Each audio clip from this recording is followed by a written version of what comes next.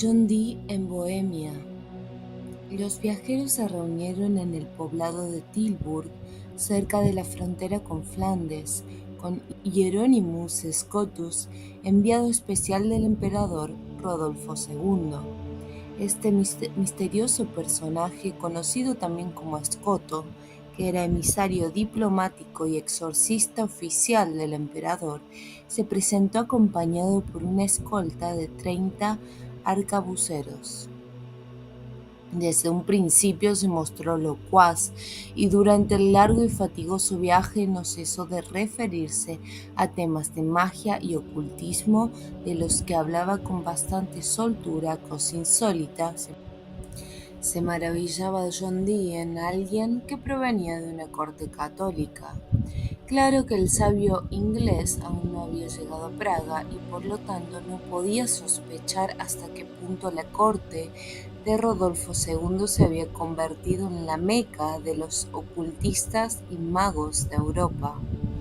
La próxima presencia del sabio inglés en Europa, a pesar de haberse concretado a raíz de una negociación secreta, fue conocida anticipadamente y dio motivo a cierta expectativa entre los numerosos alquimistas que participaban de los favores reales.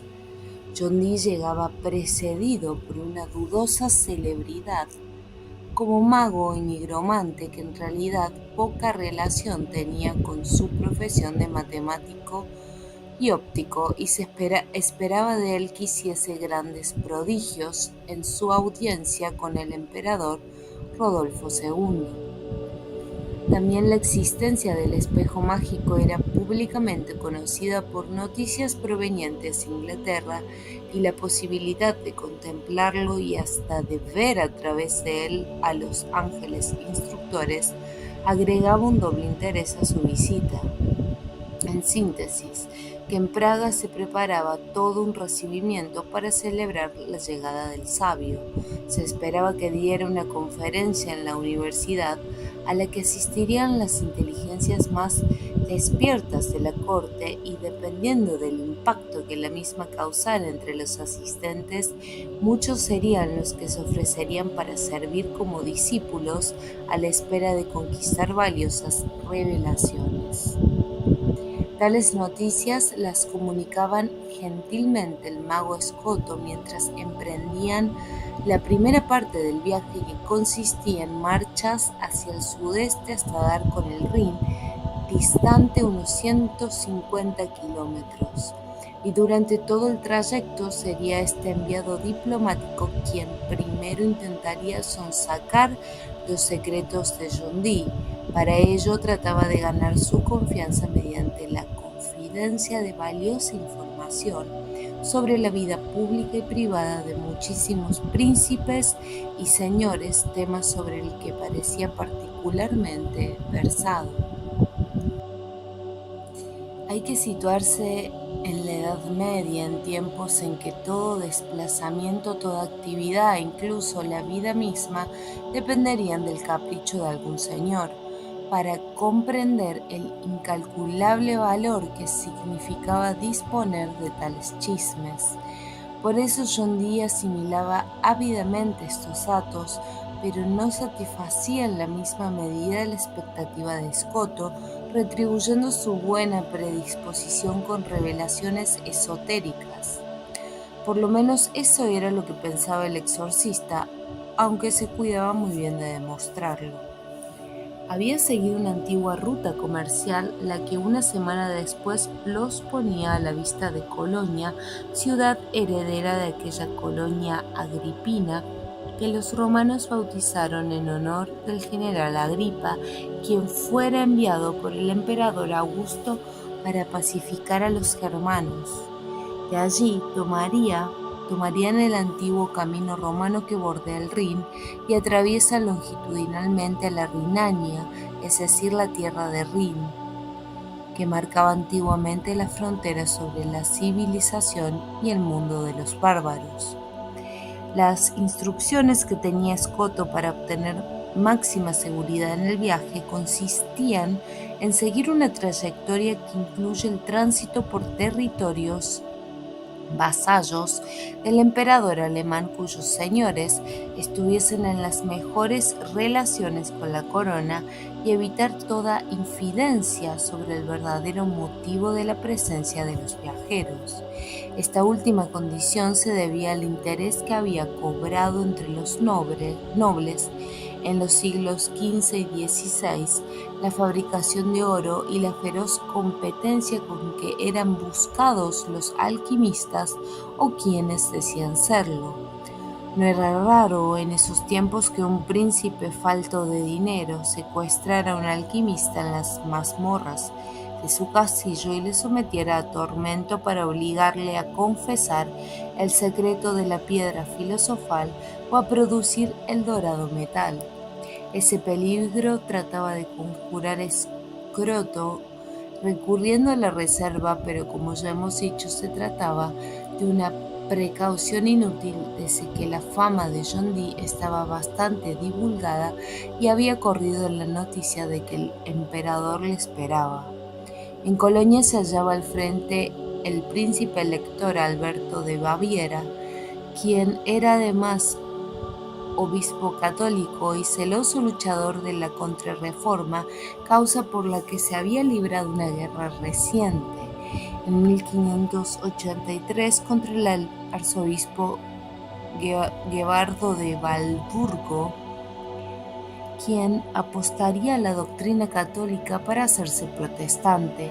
En esos años se estaban incubando las rivalidades religiosas y los enconos que verían la luz tras décadas más tarde en la sangrienta Guerra de los 30 años.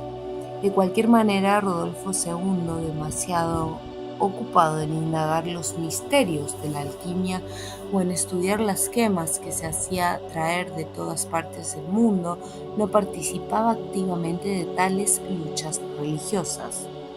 Por ser sobrino de Felipe II, el campeón de la Contrarreforma, y mantenerse dentro de la ortodoxia católica, nadie recordaba ya que su padre, el emperador Maximiliano II, había muerto sin recibir los últimos sacramentos debido a sus íntimas convicciones protestantes. Pero la verdad era que Rodolfo II actuaba con aparente indiferencia hacia la contienda religiosa como medida de seguridad, sabiendo que se hallaba rodeado de espías del Papa y que la única manera de proseguir sus investigaciones esotéricas sin ser molestado sería mantenerse dentro de la Contrarreforma. Esa actitud de Rodolfo II, si bien no despertaba ninguna simpatía en las filas eclesiásticas, tampoco era abiertamente censurada y no había razón por la cual la presencia en Colonia de sus huéspedes no fuera bien acogida por el obispo Alberto de Baviera. De cualquier manera, ninguna imprudencia habría de provenir de John Dee, pues este pasó esos días fascinado por la catedral gótica de Colonia, esa magnífica muestra de la tecnología druídica benedictina. Tras pasar unos días en Colonia, partieron nuestros viajeros sin problemas por el antiguo camino que las legiones romanas siguieran en sentido inverso 1500 años antes, cuando intentaban cumplir el sueño del emperador Augusto de confinar a los bárbaros más allá del Elba. En esa ocasión, 3 legiones romanas, 20.000 hombres, al mando del gobernador público Quintilio Varo, fueron aniquilados por las tropas germanas al mando de Arminio, derrota que motivó el suicidio de Varo y el retroceso definitivo de los romanos hasta el cuartel general de Maguncia. Y justamente en Maguncia concluía la segunda parte del viaje, pues allí ya se encontraban bajo la protección del landgrave Guillermo de Hessen-Kassel, un príncipe que gozaba de la confianza de Rodolfo II y era también su pariente.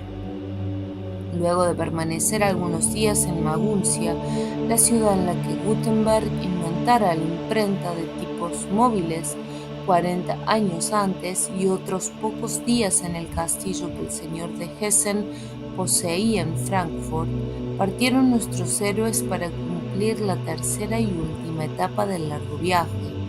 Desde Maguncia, torciendo en línea recta hacia el este y recorriendo unos 500 kilómetros, se halla Praga. Sin embargo, no era posible seguir directamente esta ruta en el siglo XVI sin verse obligado a numerosos desvíos para atravesar selvas y bosques, cruzar ríos y subir montes. Pero considerando que esas tierras de Hessen y del norte de Baviera eran suficientemente seguras, tal era el camino elegido por Escoto, quien prefería vadear un río torrentoso antes que correr el riesgo de ser atacado por un príncipe desconfiado. Por lo tanto, pronto se hallaron circulando por Baviera, que es en el norte un país de hermosos valles y tupidas selvas, pero que va creciendo en altura hacia el sur hasta llegar a los Alpes, esa cadena montañosa que señala los límites entre Austria y Estiria, las tierras de los Habsburgo, es decir, de la dinastía reinante. Siguiendo el camino indicado hacia el este, se arriba en Bohemia, país que se compone de una meseta central regada por el Elba, a la que rodea un cordón montañoso en todas direcciones salvo al oeste. Al norte están los montes metalíferos, que limitan con Sajonia y también los Sudetes, formando el límite con la Galicia polaca. Al sudoeste, el Po General separa a Bohemia de Austria, y al sudeste y este, las alturas moravas forman una pobre valla con el país de los eslovacos. Hacia el oeste de la meseta central de Bohemia hay una región boscosa llamada Selva de Bohemia, que separa este país de Baviera, y a la cual deberían atravesar forzosamente los viajeros. Al llegar a la selva de Bohemia se está ante una puerta utilizada desde antiguo por los pueblos del este para ingresar en Europa. Por allí vinieron en el siglo V los marcomanos, que por haber permanecido en el país de los boios celtas, Bohemia o Bohemia, eran llamados boyovarios, quienes habitaron y dieron su nombre al país Boiovaros, Baviera. Pero Bohemia fue codiciada desde antiguos por celtas, germanos y eslavos, cuyas múltiples tribus se disputaron en rudas guerras el derecho a habitarla. Primero se asentaron los boios celtas, desalojados de la Galia transalpina por la invasión de los cimbrios del siglo II después de Cristo, la misma que empujó a los helvecios hacia Suiza. Aniquilados los cimbrios por sucesivas campañas romanas, los galos abandonaron Bohemia a los marcomanos, que pertenecían al pueblo germano de los suevos. Al debilitarse el imperio romano, los marcomanos intentaron sucesivamente abandonar Bohemia hacia las tierras más gratas del sur de Alemania.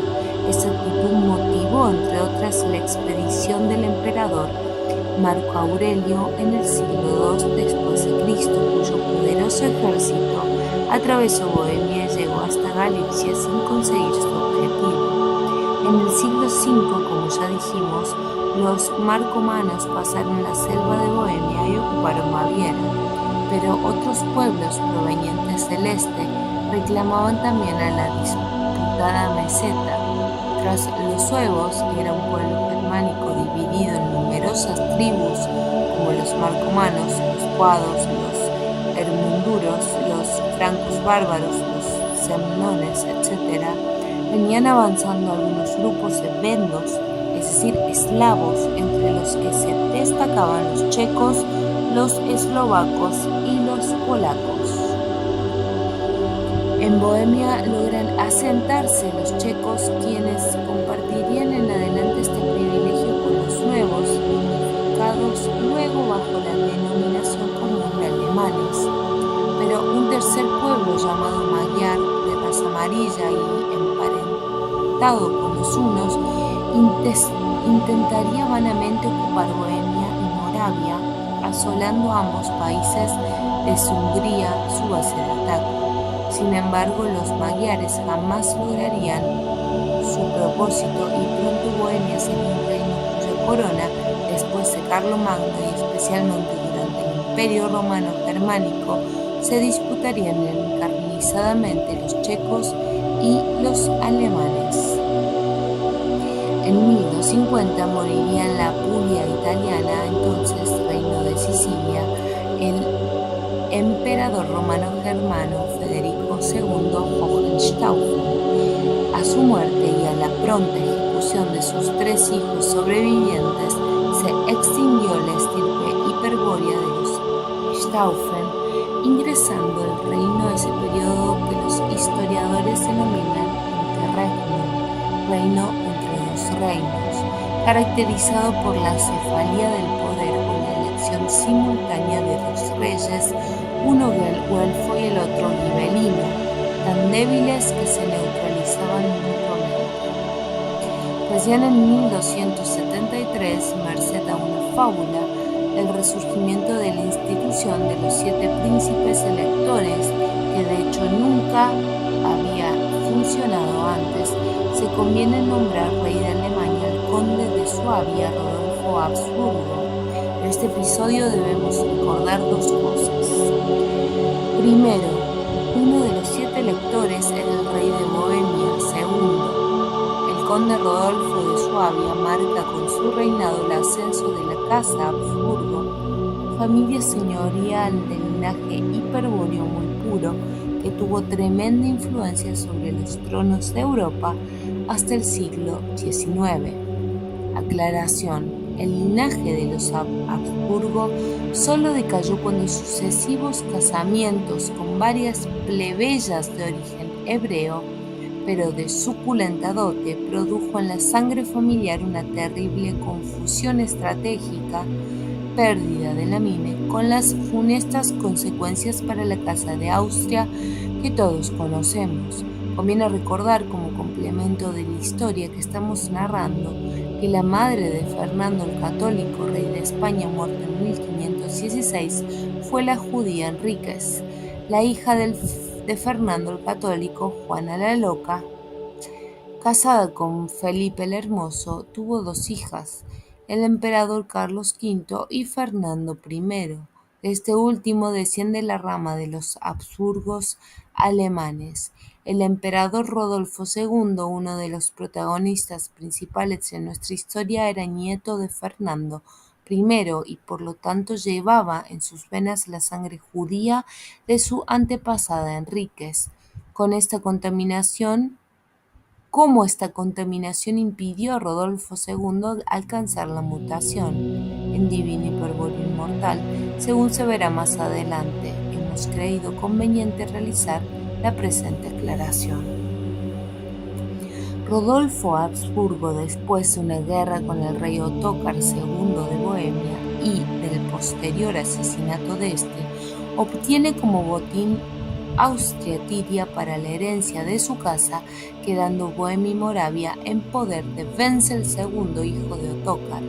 Sin embargo, luego de la muerte de Rodolfo en 1291, es elegido rey de Alemania Enrique VII, conde de Luxemburgo, quien adquiere Bohemia y Moravia para su casa como bien alodial al producirse la extinción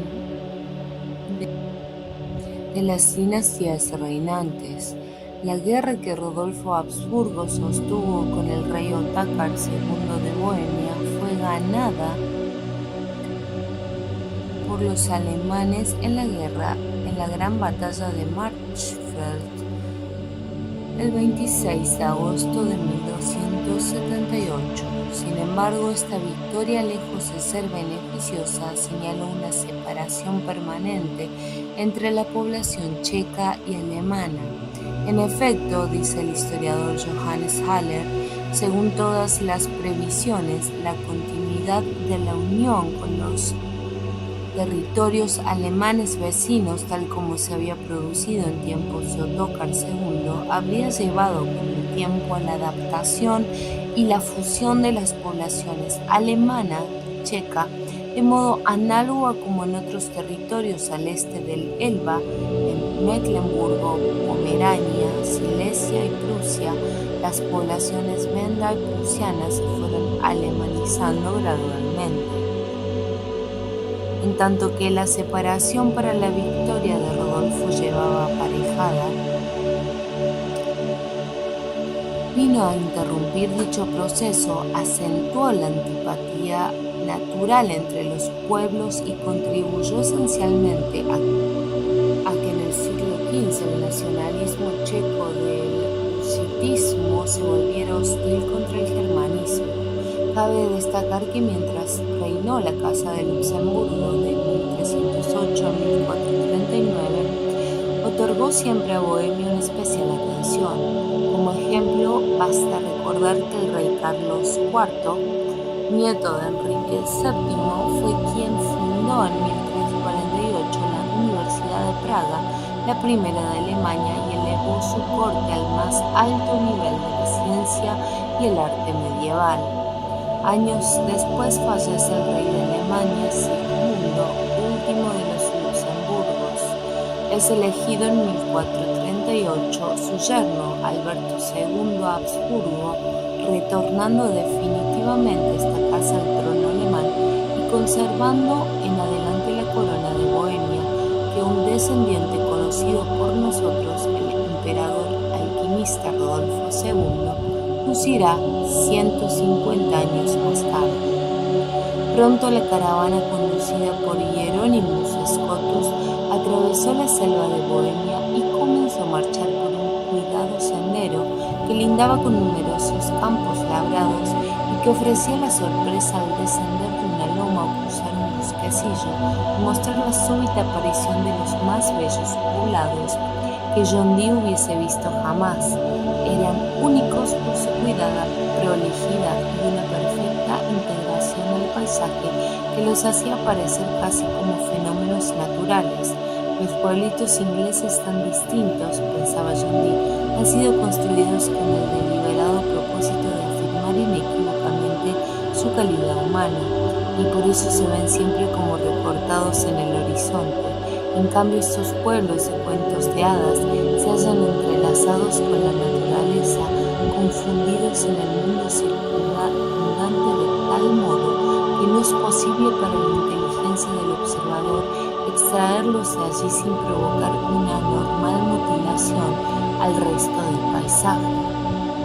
Sin poder distinguir los límites de unas construcciones que se diluían entre jardines y follajes, y sin lograr percibir esa exaltación de la forma por sobre el fondo que es la base de la diferenciación, John Dee tenía la impresión de haber penetrado en una imagen pintada en un cuadro de Bruegel. Estos pueblos de Bohemia son semejantes a muchos cuadros que los pintores paisajistas de Holanda y Flandes realizan esfumando los bordes de las cosas, de suerte que al pasar la vista por una casita de campo, al llegar al granero, a su parte posterior, sin saber cómo nos hallamos sumergidos en el misterio de unos árboles, unas tierras, unos cielos o aguas que todo lo circundan y absorben en perfecta y monótona continuidad. En otra parte de esta obra veremos de qué manera la conjunción de la energía telúrica con ciertas características particulares del lugar generan en su entorno un microclima psicológico, porque un microclima especial que rodea algunos pueblos de Bohemia era el responsable de las curiosas percepciones de John Dee. Pero no solo el sabio inglés, sino muchísimas personas sensibles han intuido durante siglos que en Bohemia hay mayor facilidad para el ejercicio de las ciencias ocultas, y es por esta convicción que siempre se han visto pasar bajo sus cielos una clase especial de hombres cuyo número en esas últimas décadas del siglo XVI había aumentado notablemente. Son los que arribaban a Bohemia buscando consumar una experiencia trascendente y definitiva. Los alquimistas tratarán de obtener una misterio fabricando la piedra filosofal. Los místicos, inspirados en Joaquín de Fiore o Meister Eckhart, intentarán experimentar el éxtasis de Dios, la unión mística. Los rabinos, por el estudio del Sefer HaZohar y la Torá, tratarán de interpretar la ley de Jehová o de fabricar el golem. Los astrólogos procurarán leyendo el cielo e interpretando sus misterios, predecir el futuro. Los brujos conjurarán a los espíritus y demonios para pactar con ellos alianzas inconfesables. Los artesanos trabajarán para ganar la maestría en su gremio. La orfebrería, la escultura y la pintura son los gremios principales, etcétera, etcétera.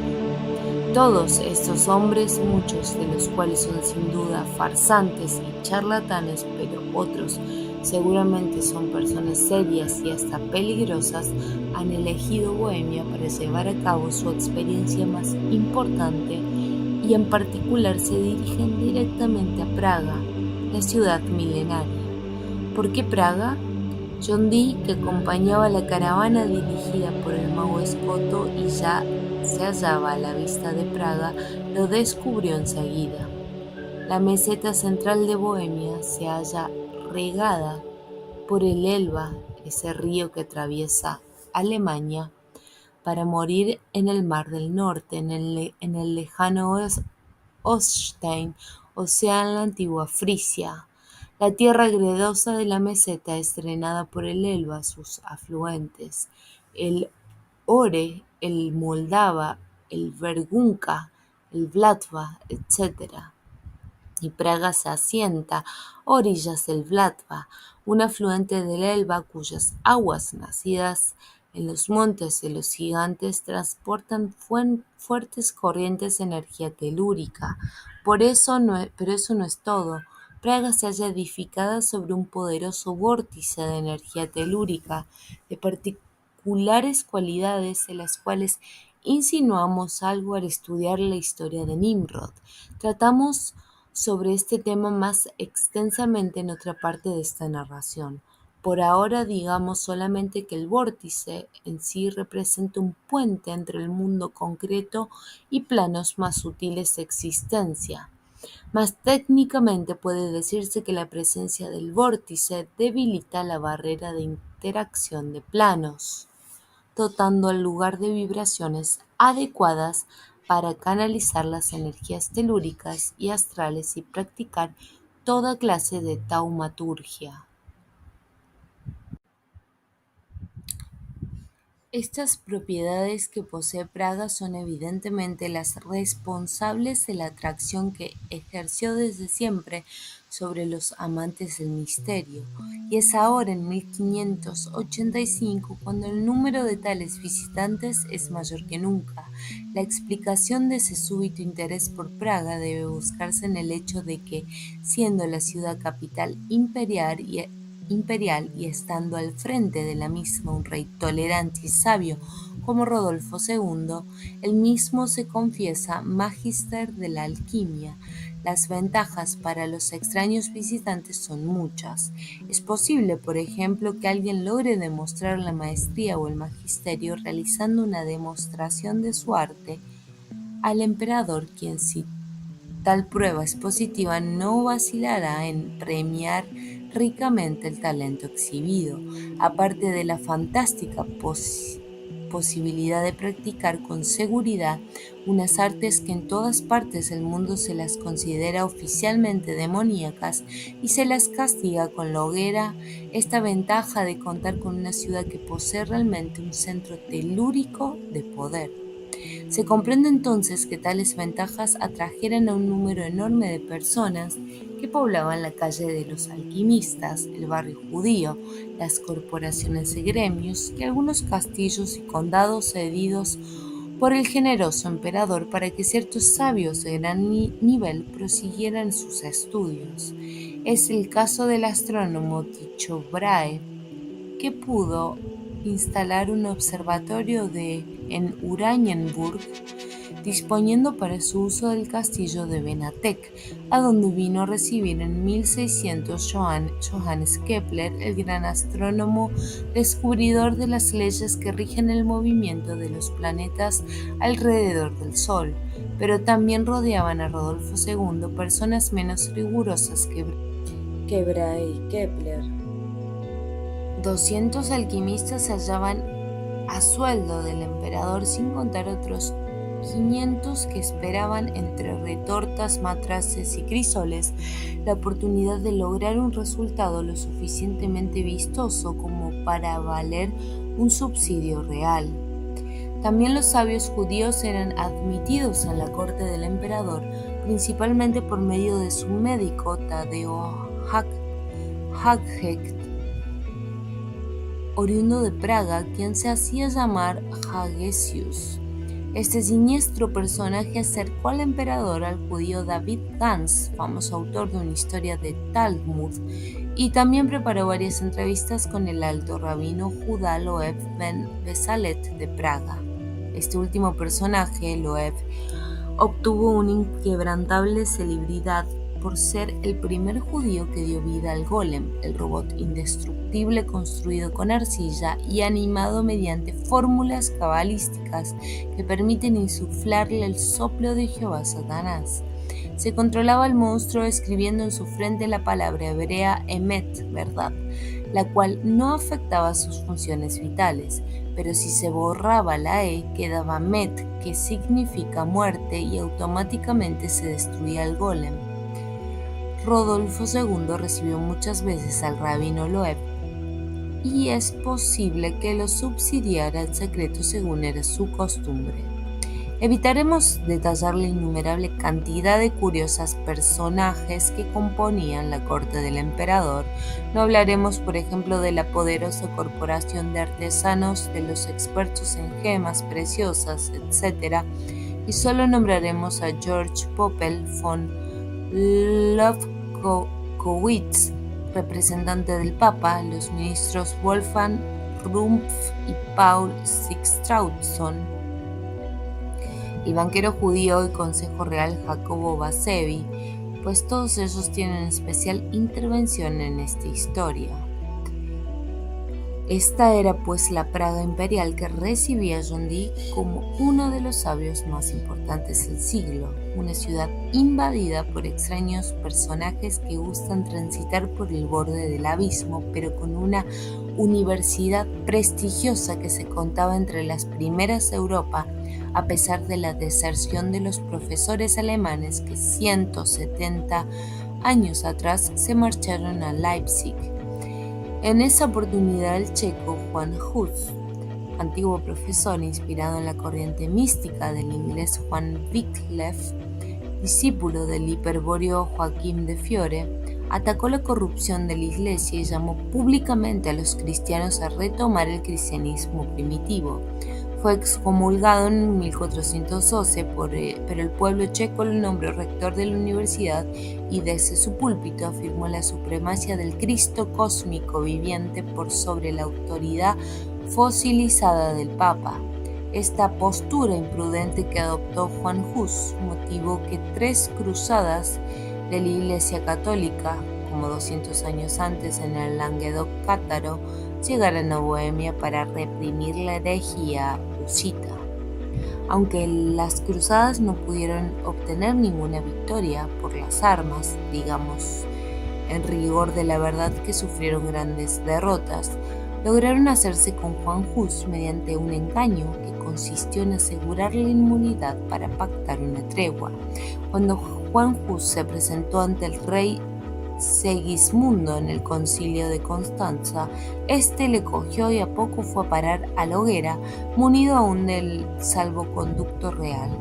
Desde entonces Juan Hus se transformó en un héroe nacional checo y su doctrina, expresada principalmente en su libro Tractatus de Ecclesia, perduró hasta el siglo siguiente, XVI, en el que acompañó las luchas de religión desatadas por Lutero y Calvino.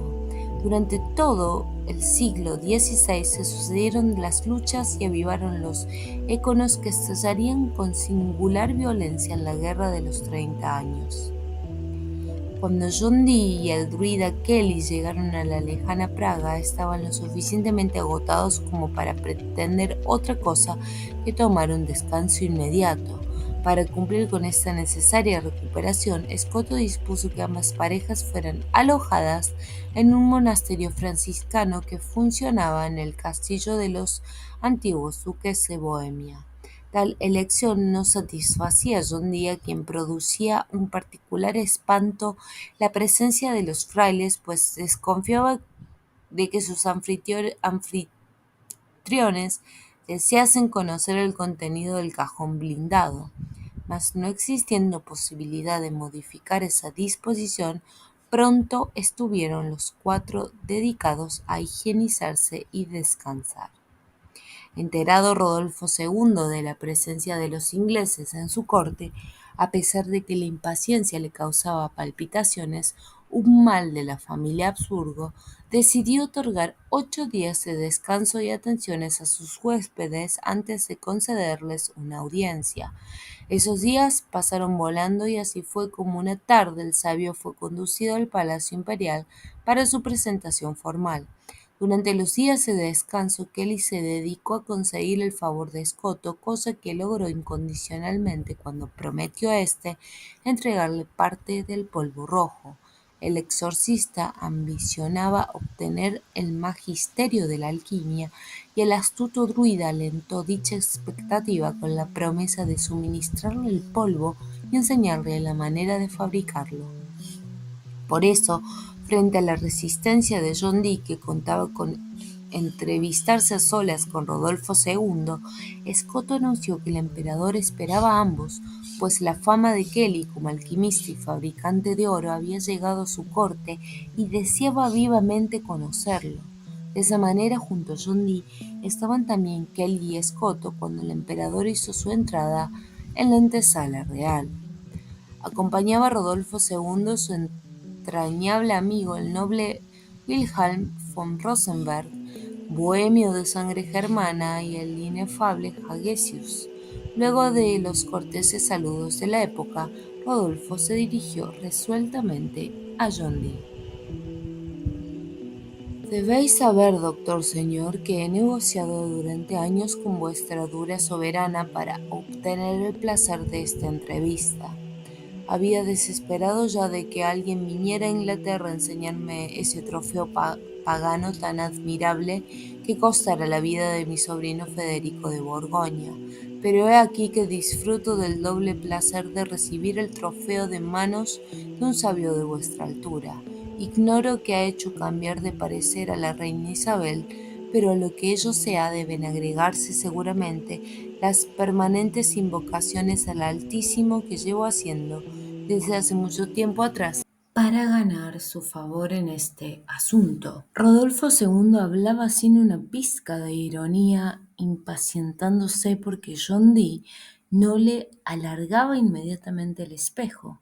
Al fin, no queriendo presionar al misterioso inglés, invitó a todos a visitar un recinto conocido como la Cámara de las Maravillas, dedicado a contener la colección de minerales, piedras preciosas y piedras raras más completa de Europa, o sea, del mundo. Había allí muestras de plata de Bohemia, oro y esmeraldas de América, diamantes y ágatas del África, topacios turquesas, cristales de roca de bellos colores, en fin, piedras preciosas de todas partes del mundo, etc. Era la más vasta exposición de piedras que nadie pudiera imaginarse, reunida con infinito amor por ese emperador alquimista al que nadie en su época logró comprender íntimamente. El encargado de la Cámara de las Maravillas, Matías Kretz, explicaba en voz alta la procedencia y las propiedades que les eran atribuidas a las distintas piedras y minerales.